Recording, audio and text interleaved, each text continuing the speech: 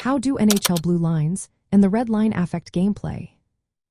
Imagine watching a game where players seem to be constantly crossing invisible boundaries. Those boundaries are the blue lines and the red line, and they shape every move on the ice.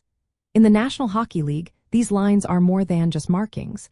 They are the rules that keep the game organized and fast-paced. The two blue lines divide the rink into three zones: the defensive zone, the neutral zone, and the offensive zone. These zones help determine if a player is offside.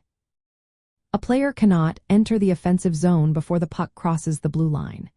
If they do, play stops, and there is a penalty called offside. This rule keeps the game fair and prevents players from camping near the opponent's goal. During a power play, teams often use the blue line to keep the puck inside the offensive zone, creating more scoring chances. Defenders also use the blue line to hold their position and pressure the opposing team. When a team is on a penalty kill, they try to clear the puck past the red line to relieving pressure and reset the game. The red line runs across the middle of the rink and has a long history. It is used to decide icing calls. Icing happens when a player shoots the puck from behind the red line across the opponent's goal line without anyone touching it.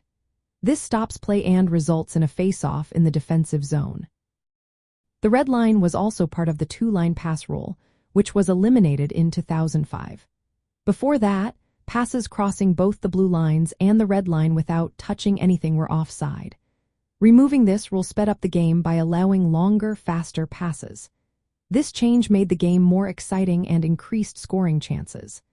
These lines influence how teams plan their strategies and how players move on the ice.